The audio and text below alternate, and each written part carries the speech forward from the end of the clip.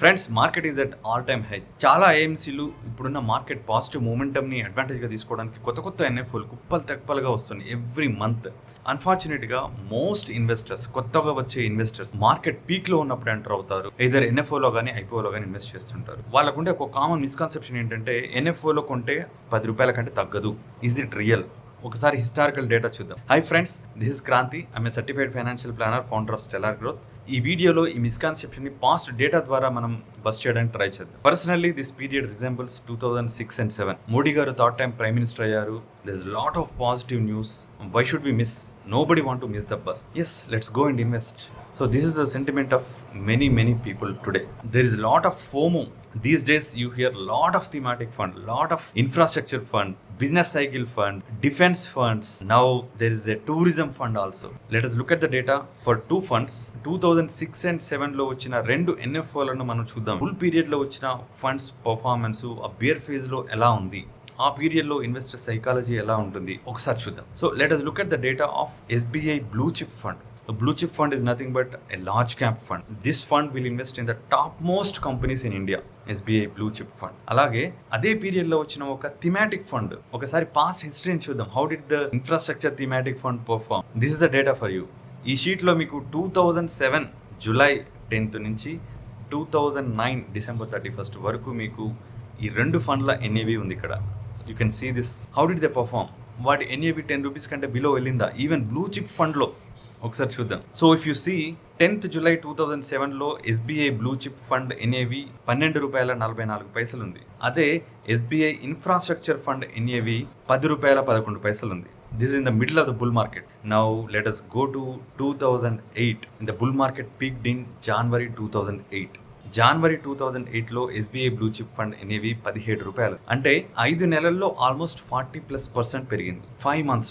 అలాగే SBI infrastructure fund జనవరి వచ్చేసరికి ₹15 ఉంది దాని NAV. అంటే 50% పెరిగింది 5 monthsలో, 50%. Then came the great financial crisis in US. There's a 2008 market crash. Then what happened? By November of that year, ఒక 11 monthsలో SBI blue chip fund NAV ₹17 నుంచి ₹8.8 పడిపోయింది. SBI infrastructure fund ఇంకా verse. జనవరిలో ₹15 ఉన్న NAV నవంబర్ వచ్చేసరికి ₹5 పడిపోయింది. ₹5. NFO price కంటే 50% పడిపోయింది.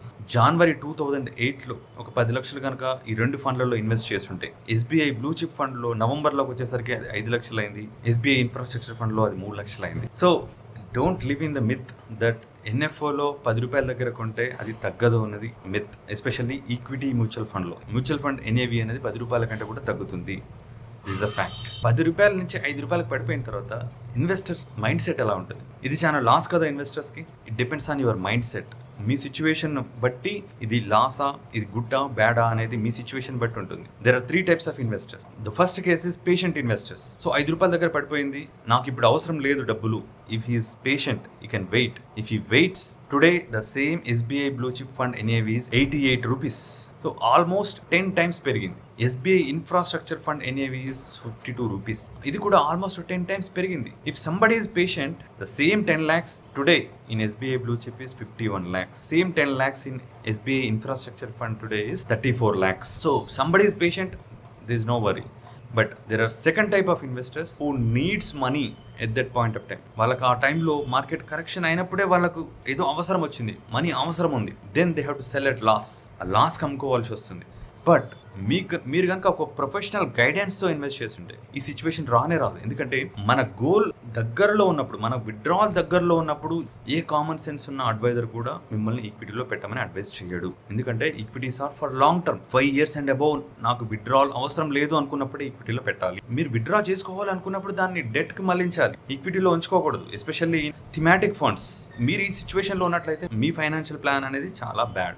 The are the most vulnerable loss making investor. So third type of investors is patient and he has money. ఆ టైంలో when the market falls, he takes that as advantage. ₹10 ఉన్న NAV ₹5 పడిపోయింది. 50% discount దొరుకుతుంది NAV. మన దగ్గర cash ఉంది, then deploy the cash.